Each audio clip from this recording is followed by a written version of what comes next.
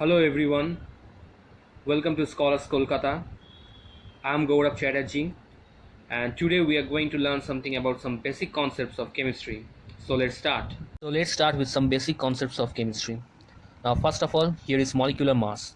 So what is molecular mass? It is the sum of atomic masses of all the atoms present in one molecule of it.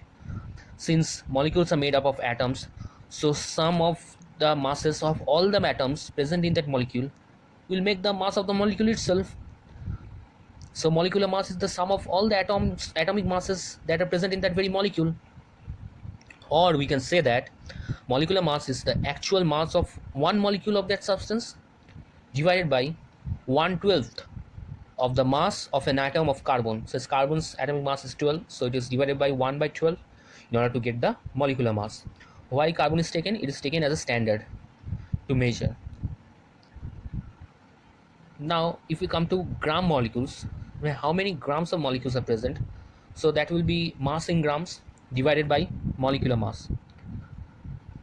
The substance's mass in the unit of grams when divided by the molecular mass is the mass of every molecule when divided by the total mass in grams, that will give rise to the gram molecules. Now let's come to the mole concept.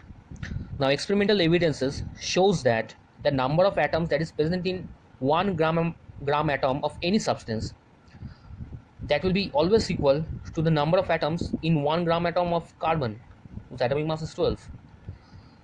So that means if number of atoms in 1 gram atom of any substance is equal to the number of atoms in 1 gram atom of carbon, therefore the number of molecules in that very gram of atom will also be equal to the number of molecules present in that very gram molecule of carbon, because molecules are made up of atoms. If number of atoms are same, then number of molecules definitely will be same.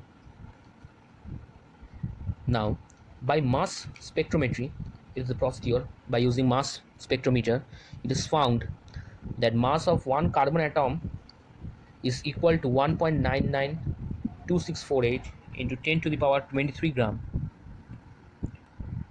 It is the mass of one carbon atom, and we know the weight of 1 mole of carbon is 12 grams. So how many carbon atoms are present in one molecule?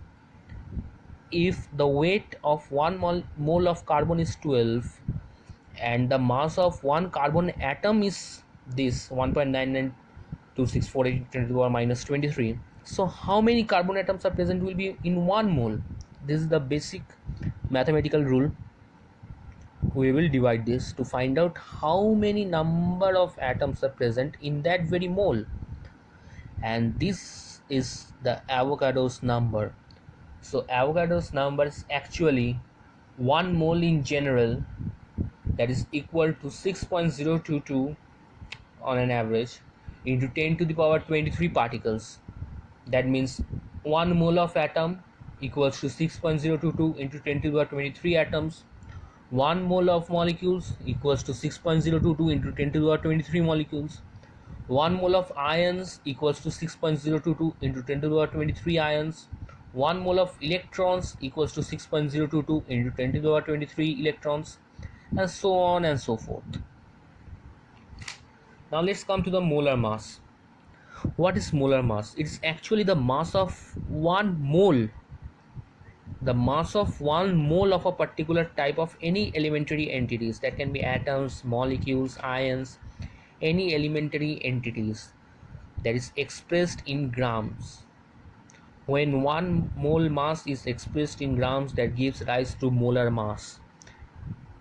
Actually the mass of 6.022 into 10 to the power 23 elementary entities, since just now we have said that 1 mole of atom 6.022 into 23 atoms and so on. So 1 mass of 1 mole mass is equals to the mass of this number of Avogadro's number of elementary entities, and often molar mass is expressed in gram mole. Now molar volume, it is the volume of 1 gram mole of any gas at standard temperature and pressure. The standard temperature is 0 degrees Celsius and the standard pressure is 1 atmospheric pressure, and its value is 22.413996 liters. So volume of any 1 gram mole of gas, 1 gram mole of any gas, that will be equal to this. Since according to Avogadro's hypothesis, under similar condition of temperature and pressure, equal volumes of all gases contain equal number of molecules. Equal volumes of different types of gases will all have the equal number of molecules. That's why the value remains the same for every 1 gram mole of any gas.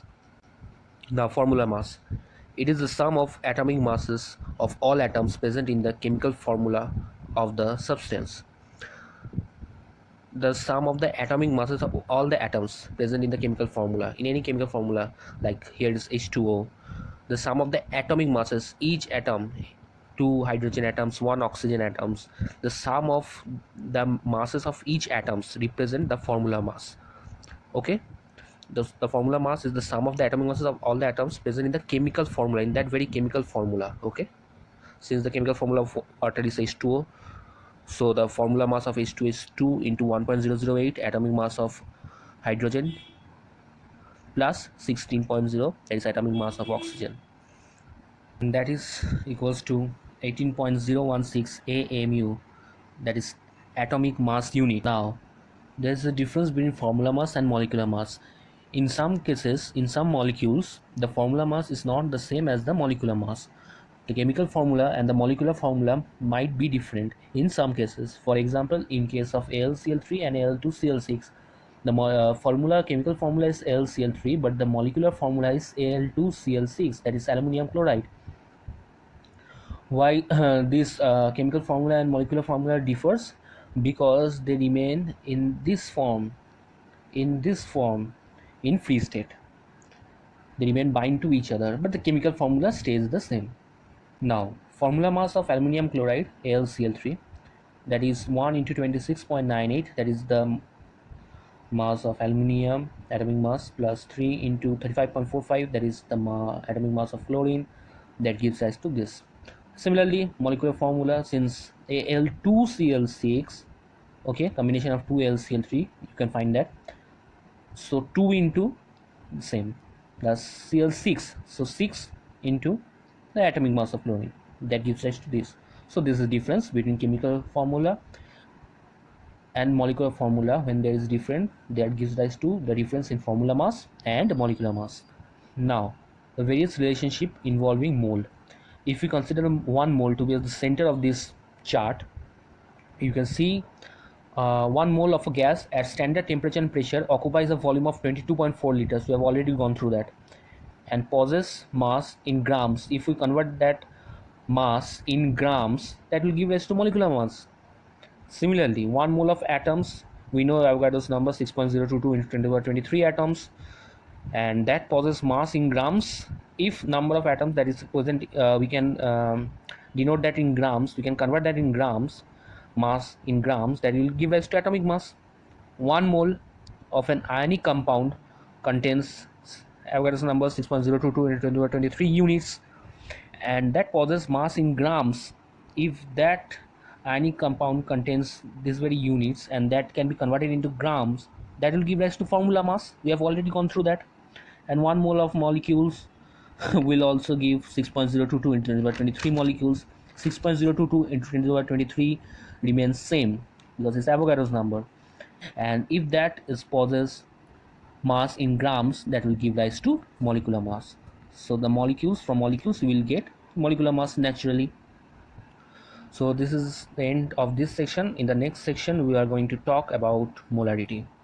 Today we learned about molecular mass, mole concept, molar mass, molar volume, formula mass versus molecular mass, and various relationship involving mole. In the next video section we will learn about molarity, formality, molality, normality, relationship between molarity and normality, and mole fraction.